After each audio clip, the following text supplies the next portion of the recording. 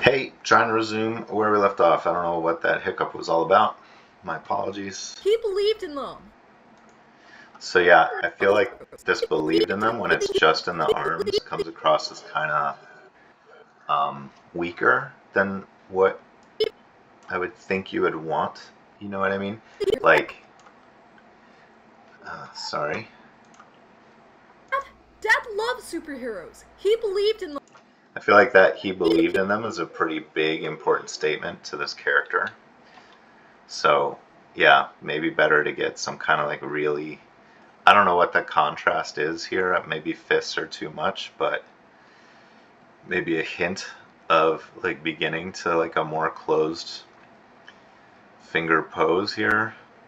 Um, that'll be up to you to kind of explore and discover, but then that would afford you to like open up again into like spread hands. Again, I'd try to keep the hand stuff all on screen and definitely incorporate the body a bit more. Have the torso go up, maybe a small angle change. You know, this is really important to the character to assert that the look. I'm making assumptions about your short here, so I may be off base, but it sounds to me like from the audio recording that this is an important part of what this kid is saying. Like, Dad believed in superheroes, right? You don't, but Dad did. Like, I'm siding with Dad on this. You're kind of wrong. Also, you have stuff like this where it's like purely the neck is isolated in this move, which feels very unnatural to me. Like, it feels like the pose isn't fully realized or fully completed. So I would focus on your golden poses and getting those really great and not worry on quantity as much, but more about quality stuff. Um, but yeah, if the character is gonna kind of go back a little bit from the pose after the first line where they're like leaning forward, we need to see that kind of represented in the whole body. Even if it's subtle, we should really see it, and that's going to include like maybe dipping the cog, maybe moving the cog back in space a little bit and dipping it, and could even involve an additional hand or arm pose, maybe from when they're forward. Maybe this is like where we get maximum tension on these arms, so that later when they go back, we have to like relax the arms a little bit to show contrast and change, right?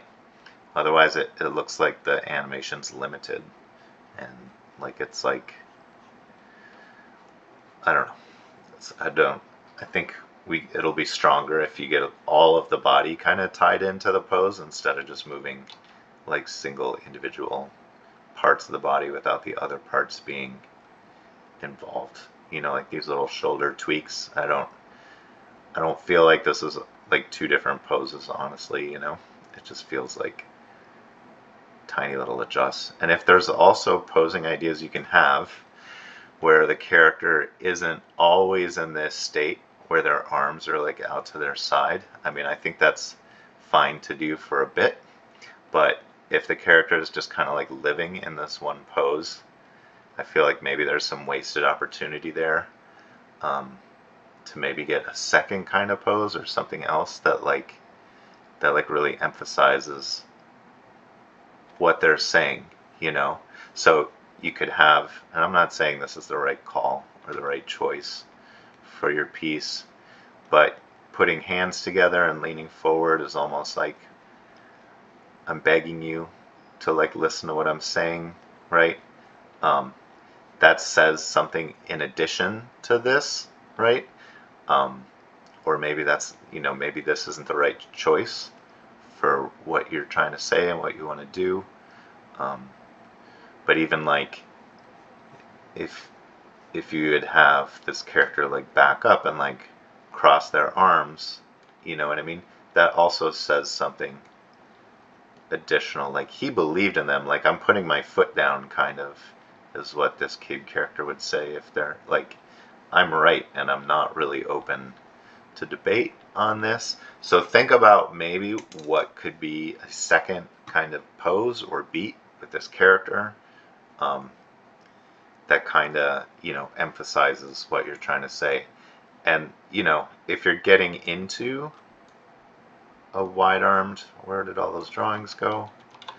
A wide-armed pose like this, then maybe you want to start off with the character having the arms being maybe like more like grabbing the bag, or this is like arms in to the body, into the silhouette, so that when the arms spread, we're getting like a bigger contrast, right? It's like, instead of, so we're inside the silhouette, we go outside the silhouette, where are we going to go from there, right? Once you're in this pose, I feel like, because there's two really strong beats to this dialogue read, that we don't just want to like live in this one pose. We want to figure out what is the second pose that really helps the audience understand attitude and character, and like what's going on, what are the thoughts, what's going on behind the mask, what's happening behind the words that they're delivering. Okay, so anyways, I will move on to the second. That's not what I want. How do I set the ins and outs on this program? Holy cow. I think it's these brackets. Anyways, that's also not the tool I want. Here we are with the second part of the dialogue. Let me turn the sound back on a bit so I can have a listen. These are not heroes. If they were, your father would still be here. All right. Cool. So what I'm seeing here is like, I would keep everything on the body together. Like these feel like IK arms to me because the hands aren't moving at all while the body's rotating back.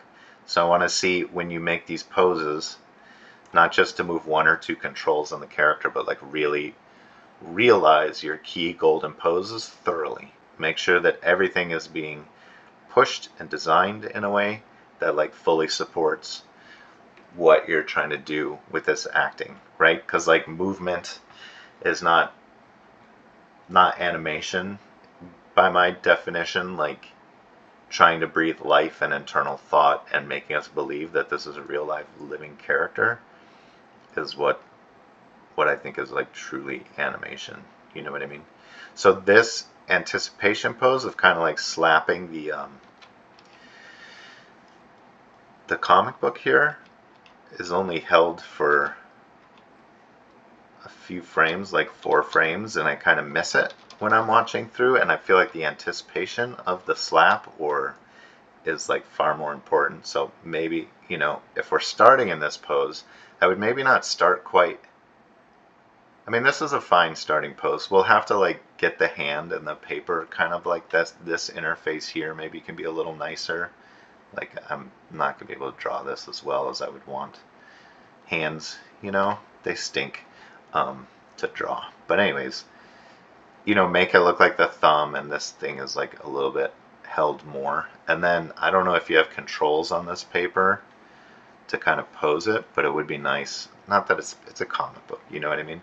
But just to give it a little bit of like something, a little bit of like bend or life, or make it not just feel like a stiff piece of cardboard kind of. But then hold it, see if there's a more interesting way to get a hand pose here that's like a little bit more descriptive or whatever. Okay, moving on though.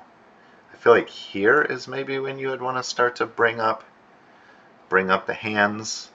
Maybe this one stays more or less in the same spot, but we want to like a little keep alive, a little wiggle here, but this hand could come up. I don't know if you're planning on slapping it with like the back of the hand, but I just feel like this pose only has a few controls involved, and that like we really need these things to be thoroughly thought out, and also maybe with like the center of gravity, we want like a little bit of rise up on the belt here, so we can see that she's like getting into an anticipation about to do something, and hold it for just a little bit,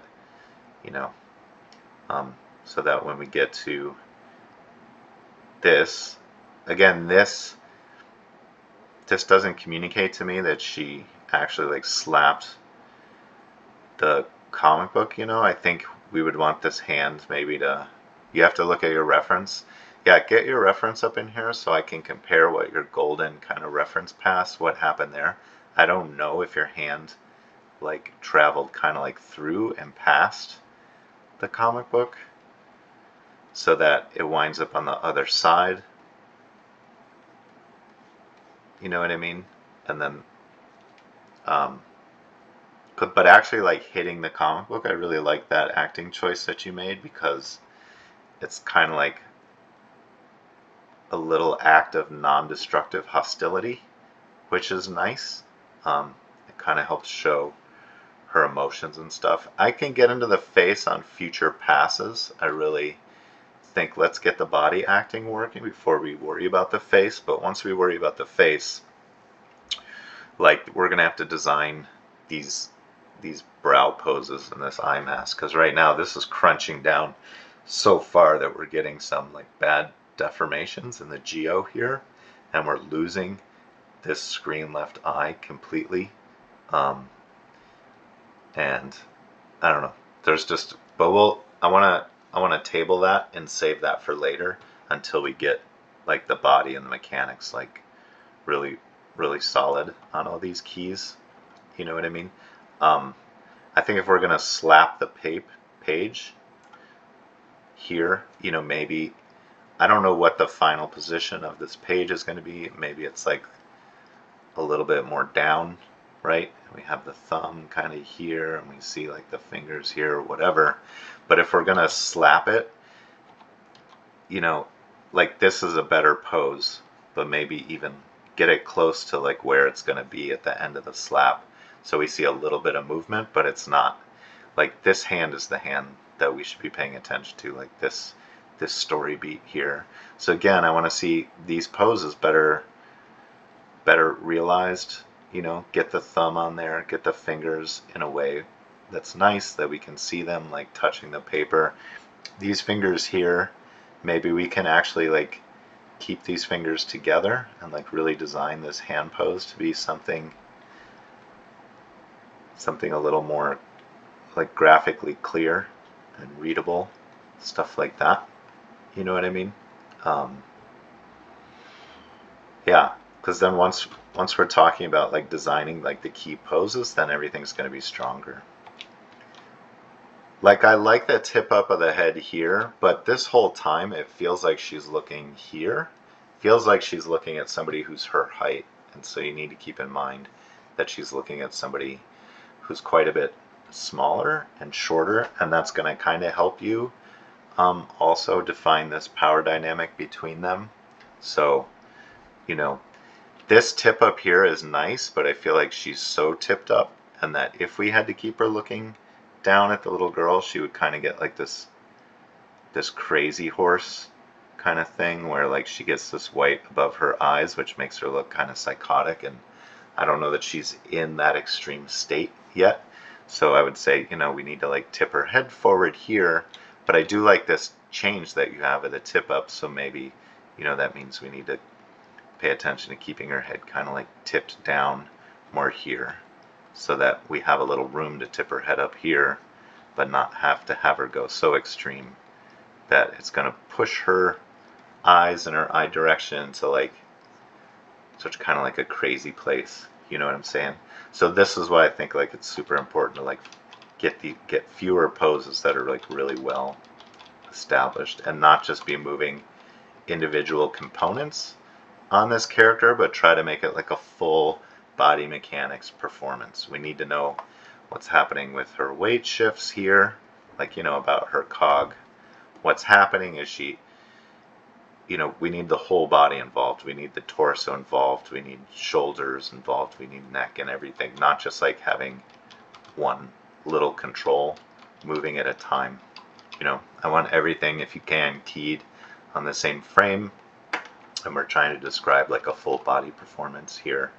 So I'm gonna put a pin in it for now until we can kind of get a pass on like full body poses and like key poses, and then we'll take another look at this. You know what I mean?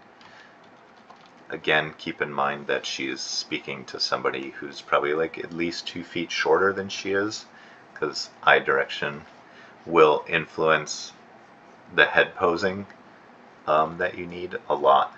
You know what I mean? Just something to keep in mind throughout.